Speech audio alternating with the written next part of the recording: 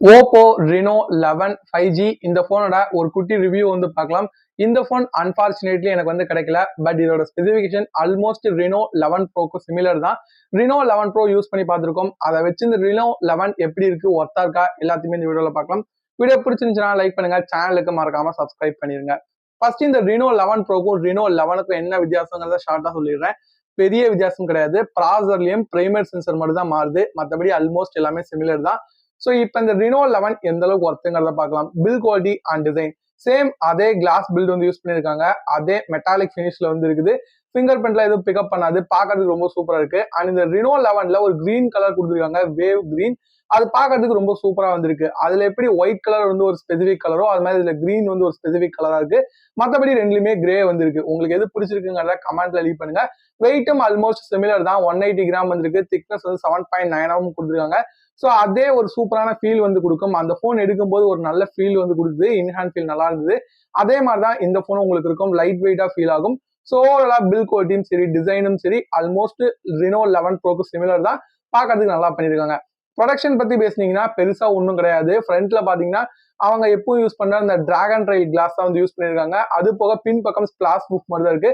IP rating அந்த மாதிரிலாம் ப்ரோலே கொடுக்கல, இதுலயும் வந்து கிடையாது. நெக்ஸ்ட் வந்து display 6.7 inch super AMOLED display, full HD பிளஸ்க்கான ரெசல்யூஷன் இருக்கு. 120 ஹெட்ஸ்க்கான ரெஃப்ரெஷிங் ரேட் கொடுத்துருக்காங்க. இது வந்து 60, 90, 120 சொல்லி யூஸ் பண்ணலாம். ஸோ ஓரளவுக்கு ரெஃப்ரெஷிங் ரேட் நல்லா பண்ணியிருக்காங்க. அது போக இங்க ஸ்டீரியோ ஸ்பீக்கர்ஸ் கிடையாது. ஒரே ஒரு ஸ்பீக்கர் தான். Reno 10 சீரீஸ்ல இருந்துச்சு.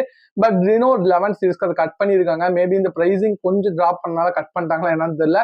பட் சிங்கிள் ஸ்பீக்கர் ஓரளவுக்கு நல்லா தான் இருந்தது Reno 11 ப்ரோல இருந்த மாதிரி. ஸோ பட் இன்னும் கொஞ்சம் நமக்கு ஆடியோ நல்லா இருக்குன்னா ஸ்டீரியோ ஸ்பீக்கர் கொடுத்துருந்தாங்கன்னா பெட்டரா இருக்கும். ஏன்னா டிஸ்பிளே நல்லா பண்ணியிருந்தாங்க. 800 ஹெர்ட்ஸ்க்கான பீக் பிரைட்னஸ் இந்த போன்ல வந்திருக்கு. அண்ட் பஞ்ச் ஹோல் இருக்கு. அந்த கர்வ் டிஸ்பிளே தான். எக்ஸ்பீரியன்ஸும் ரொம்ப பெட்டரா வந்திருக்கும். ஸோ ஓவரலா டிஸ்பிளேல குறை சொல்லிக்கிறதுக்கு பெருசா கிடையாது. பட் ஸ்டீரியோ ஸ்பீக்கர்ஸ் கண்டிப்பா கொடுத்துருந்தாங்கன்னா பெஸ்டா இருந்திருக்கும். மற்றபடி இந்த போனோட டிஸ்பிளே பார்க்குற வியூவிங் எக்ஸ்பீரியன்ஸ் ரொம்பவே நல்லா இருக்கும். HDR 10+க்கான சப்போர்ட்டும் இருக்கு. அவுட்டோருக்கு நம்ம முன்னாடியே சொன்ன மாதிரி அந்த 800 ஹெர்ட்ஸ்க்கான பிரைட்னஸ் ஓரளவுக்கு போதும். அதுவுமே நல்லா ஹேண்டில் பண்ணும். பெசில்ஸும் கம்மியா தான் பண்ணியிருந்தாங்க.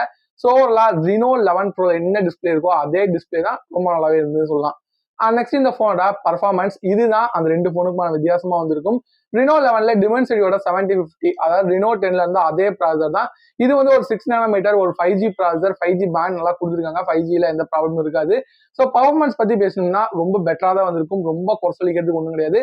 அதே மாதிரி இந்த சிப்போட கேமரா ஹேண்ட்லிங் பார்த்தீங்கன்னா கூட நல்லா தான் வந்திருக்கும். 4Kவும் அதனால ரெக்கார்ட் பண்ணிக்க முடியும் செல்ஃபி கேமரானால. அந்த கேப்பபிலிட்டிஸ் கூட இந்த ப்ராசருக்கு வந்து இருக்கு. ஸோ ஓவரலா பர்ஃபார்மன்ஸ் வைஸ் பெரிய டிராபேக் வந்து இருக்காது. பட் மற்ற போன்ஸ் எல்லாம் பாத்தீங்கன்னா இப்ப இந்த செக்மெண்ட்டுக்கு வந்து ரொம்ப அக்ரெசிவான பர்ஃபார்மன்ஸ்ல எடுத்துட்டு வராங்க. அதெல்லாம் கம்பேர் பண்ணீங்கன்னா இது வந்து கம்மி தான், ரொம்பவே கம்மி தான். ஸோ நார்மலா கேஷுவலா போன் யூஸ் பண்றவங்களுக்கு இந்த டிமென்சிட்டி 7050 ரொம்பவே சூப்பரா இருந்திருக்கும். இதுல கேம் விளையாட முடியாதெல்லாம் கிடையாது. கேம்லாம் நீங்க வந்து விளையாடலாம். மீடியம் கிராபிக்ஸ் வந்து சப்போர்ட் பண்ணும். அது போக ஹீட்டிங் கூட பெருசா வந்து இருக்காது. Reno 10லயுமே நல்லா மேனேஜ் பண்ணிச்சு. ஸோ ஒரு ரொம்ப சூப்பரான பர்ஃபார்மன்ஸ் இல்லைனாலும் ஒரு கேமரா டார்கெட்டட் போனுக்கான பர்ஃபார்மன்ஸ் இந்த போன்ல வந்து இருக்குது. ஸோ அது வந்து எனக்கு பெரிய டிராபேக்கா தெரியல. உங்க ஒப்பீனியன் என்ன அப்படிங்கிறத கமெண்ட்ல லீவ் பண்ணுங்க. அண்ட் Reno 10 யூஸ் பண்ணி பார்க்கும்போது கூட அந்த போன் பெருசாலாம் ஒன்றும் ஒரு லேக் ஆகிற ஃபீல்ல கொடுக்கல. ஸோ சேம் பர்ஃபார்மன்ஸ் இந்த போன்லயுமே வந்திருக்கும். ஸோ அது வந்து ஒரு நல்ல விஷயம் தான். அண்ட் நெக்ஸ்ட் இந்த போனோட கேமரா தான் ஒரு பெரிய ஹைலைட். அண்ட் Reno 11 ப்ரோக்கும் இதுக்கும் அந்த பிரைமரி சென்சர் மட்டும்தான் மாறுது. இது எதுவுமே மாறல. பிரைமரி இங்கேயுமே 50 மெகா பிக்சல் தான். இதுக்குமே OIS வந்துருக்கு. பட் சென்சர் வந்து வேற. இது வந்து சோனியோட லிட்டா 600 அப்படிங்கிற ஒரு சென்சர். அங்க இருக்கிறது வந்து IMX 890 அந்த ஒரு பிளாக்ஷிப் சென்சர். ஸோ அதை கம்பேர் பண்ணும்போது இது கொஞ்சம் பர்ஃபார்மன்ஸ் கம்மியாவே இருந்தாலும் இதுவுமே ஒரு நல்ல சென்சர் தான். அது போக ஆஸ் யூஷுவல் அதே 8 மெகா பிக்சல் அல்ட்ராவைட் சோனியோட IMX 335 and 32 mega pixel telephoto sensor சோனியோட IMX 709 அண்ட் செல்ஃபி கேமரா அதே 32 மெகா பிக்சல் கேமரா வந்து கொடுத்துருக்காங்க. ஸோ பர்ஃபார்மன்ஸ் வைஸ் நான் Reno 11 ப்ரோ யூஸ் பண்ணி பார்க்கும்போது எனக்கு போட்டோவும் சரி வீடியோவும் சரி நல்லா தான் இருந்தது. அண்ட் V29 ப்ரோவோட கம்பேர் பண்ணி கூட போட்டுருந்தேன், செக் பண்ணி பாருங்க. இப்போ இந்த Reno 11ஓட கேமரா எப்படி இருக்கும் நான் ஃபுல்லா யூஸ் பண்ணி பார்க்க முடியல. பட் ஆனா அந்த Reno 11 ப்ரோல இந்த பர்ஃபார்மன்ஸ் தான் மேக்ஸிமம் எங்கேயுமே வந்து கிடைக்கும். ஏன்னா இப்போ V29 ப்ரோ பாத்தீங்கன்னா அதோட கேமரா எப்படி இருக்கோ அதே மாதிரி தான் V29ம் இருக்கும். ஸோ சிமிலர் Reno சீரீஸ்ல அந்த மாதிரி தான் ஃபாலோ பண்ணிருக்காங்க. 11 ப்ரோல என்ன ஒரு பர்ஃபார்மன்ஸோ அதே தான் Reno 11க்கும் இருக்கு. அந்த பிரைமரி சென்சர் மட்டும் கொஞ்சம் கம்மியா வரனால மேபி ஒரு சின்ன டிஃபரன்ஸ் வேணா பார்க்க முடியும். அதுவுமே போன்ஸ் நீங்க பக்கத்துல வச்சாதான் இருக்கும். இங்க வித்தியாசம் வரப்போது இந்த பிரைமரி சென்சர்லயும் இந்த ப்ராசரோட ப்ராசஸிங்ல தான் தவிர மற்றபடி ஒரு பெரிய லெவல் டிஃபரன்ஸ் வந்து இந்த ரெண்டு போன்ஸுமே கிடையாது. அதாவது Reno 11க்கும் 11 ப்ரோக்கும் கேமரால ஒரு பெரிய டிஃபரன்ஸ் வந்து கிடையாது. அண்ட் Reno 11 4K 30 fps வந்து செல்ஃபி ரியர் ரெண்டுத்தையுமே ரெக்கார்ட் பண்ணிக்க முடியும். ஸோ கேமரா வைஸ் Reno 11 அந்த வர பிரைஸ் பாயிண்ட்டுக்கு ரொம்ப சூப்பரா இருக்கும் தான் எனக்குமே வந்து தோணுது. மேபி கிடைச்சதுன்னா நான் ஒரு கேமரா டெஸ்ட் வந்து பண்ணி பார்க்குறேன். பட் ஆன் ஷீட் அந்த ஸ்பெக் வச்சு பார்க்கும்போது இந்த கேமரா ரொம்பவே வந்து பெட்டரா தான் வந்திருக்கு. அண்ட் கண்டிப்பா நீங்க வந்து இதுல வீடியோஸ்க்காக ஷூட் பண்றதுனால நல்லா இருக்கும். அண்ட் போட்டோஸ்மே நல்லா பண்ணிருப்பாங்க. அண்ட் நைட் மோடும் இம்ப்ரூவ் தான் பண்ணியிருந்தாங்க. ஸோ ஃபீச்சர்ஸ் வைஸ் சொல்லவே வேணாம். ரினோ சீரிஸ்ல ஏஐ கலர் போட்டோ வீடியோ அந்த மாதிரி நிறைய எக்கச்சக்கமான ஃபீச்சர்ஸ் இருக்கு. ஸோ ஓவராலா ரினோ 11 அந்த கேமரா ரொம்பவே சூப்பரா இருக்க மாதிரி தான் எனக்கு தோணுது. நீங்க யாராவது யூஸ் பண்ணியிருந்தீங்கன்னா எப்படி இருக்குங்கிறத கமெண்ட்ல லீவ் பண்ணுங்க. கேமரா எனக்கு ரொம்பவே அது இன்ட்ரெஸ்டிங்கா தோணுது. அண்ட் நெக்ஸ்ட் இந்த போனோட software out of the box Android 14 based on ColorOS 14 வந்து ரன் ஆகுது. Android 14 ColorOS 14 இருந்தாலும் ஆட்ஸும் ப்ளோட்வேர்ஸும் இருக்கதான் வந்து போகுது. அது ரெனோ சீரிஸ்ல கட் பண்ணாங்கன்னா ரொம்ப பெட்டரா வந்திருக்கும். மற்றபடி சாஃப்ட்வேர் எக்ஸ்பீரியன்ஸ்ல நிறைய ஃபீச்சர்ஸ் வந்து கொடுத்துருக்காங்க. அது எல்லாமே யூஸ்ஃபுல்லா வந்திருக்கும். மற்றபடி சாஃப்ட்வேர் அப்டேட் அவங்க பெருசா கமிட் பண்ணல. பட் 3 மேஜர் அப்டேட் ஒரு 4 வருஷம் செக்யூரிட்டி பேட்ச் வந்து கொடுப்பாங்க. ஸோ ஓவராலா நமக்கு சாஃப்ட்வேர் வைஸ் இந்த போன் நல்லா வந்து பண்ணியிருக்காங்க. அண்ட் நெக்ஸ்ட் இந்த போனோட RAM and storage variant. RAM storage variant 2 வேரியன்ட்ல இருக்கு. எப்பவுமே ரினோ அந்த நம்பர் சீரிஸ் வந்து ஒரே வேரியன்ட்ல இருக்கும் 8-256.